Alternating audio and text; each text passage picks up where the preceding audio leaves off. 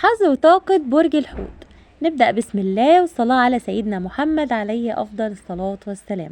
برج الحوت انت في رحلة البحث عن حلول، دايما مشتت وقلقان، بتبحث عن حلول لكل اللي حواليك، بتراضي كل اللي حواليك على حساب نفسك، ناسي نفسك خالص وكده ما ينفعش. حاول ترضي نفسك، في حاجة دايما ناقصاك، فكر في نفسك شوية وبطل تفكير في اللي حواليك. انت كل همك وكل اللي شغلك راحة اللي حواليك حتى لو على حساب نفسك. فكر في راحتك شوية يا برج الحوت. برج الحوت انت بتحاول تتأقلم على وضع مش عاجبك، لكن انت هترفض الوضع ده. حاول ترضي نفسك الأول، مش مهم إرضاء حد. ما تتأقلمش على حاجة مش عاجباك يا برج الحوت. في حد كله أخطاء بيوجه اللوم عليك، بيشغلك بأخطائك رغم ان انت مش عامل فيه حاجة علشان يداري على أخطائه. الشخص ده متلاعب وبيداري على نفسه، فاكر نفسه أذكى منك لكن انت أذكى منه بكتير يا برج الحوت. وهتكشف الشخص المتلاعب ده وهتعرف ان هو اللي غلطان في حقك مش انت اللي غلطان. برج الحوت انت هتنفذ مشروع وهتدفع مبلغ مالي او هتدخل وسيط في مشروع معين، وهتجيب هيبقى في شريك او وكيل عنك في المشروع ده، والشخص ده هيبقى قد ثقتك لان انت هتثق فيه وهتسيب له الامور كلها. لكن بلاش الثقة المطلقة يا برج الحوت، تابع للاطمئنان، مش تخوين ولا حاجة، لكن بلاش الثقة المطلقة. ركز معاه وخلي بالك علشان الدنيا ملهاش امان، وكفاية المقربين اللي دايما بيغدروا بيك. عندك تشافي من علاقة أو تحديد أوضاع يا برج الحوت. أنت قدمت كل الإيجابيات ومستني الرد. العلاقة دي في بينك وبينها حاجز أو علاقة ثلاثية أو طرف ثالث هو اللي موقف العلاقة دي، لكن أنت قدمت كل التسهيلات والأمر دلوقتي في إيد الطرف التاني. أو ممكن تكون علاقة مهنية، مشروع معين أنت قدمت كل اللي تقدر عليه ومستني الطرف التاني هو اللي يبدأ بالخطوات الأولى.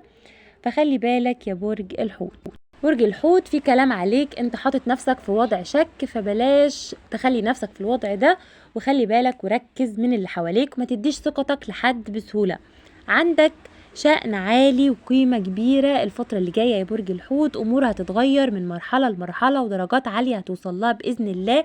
قيمة وقامة كبيرة جدا هتوصل لها باجتهادك وبعملك وبشغلك اللي هتوصل له بإذن الله.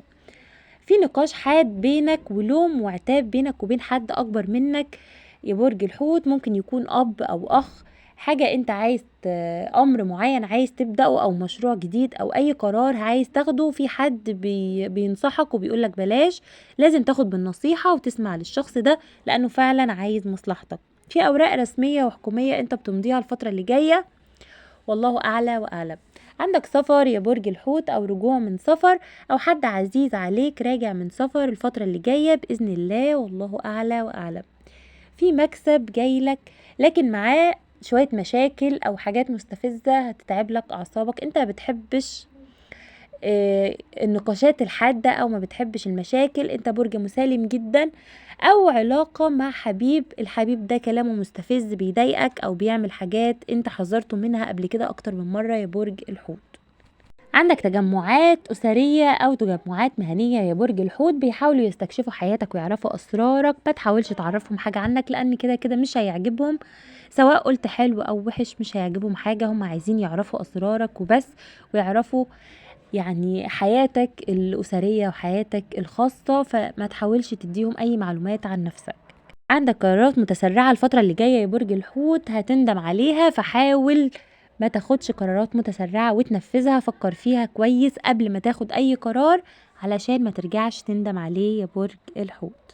عندك انتعاشة مادية كبيرة جدا الفترة اللي جاية، هتحط ايدك في ايد حد من عكس جنسك يا برج الحوت. انت بتساعده وبتنهض بيه وبتهتم بيه وهتوصل على خير بإذن الله انت والشخص ده. في مشتريات جديدة انت بتشتريها لنفسك او لحد مقرب ليك.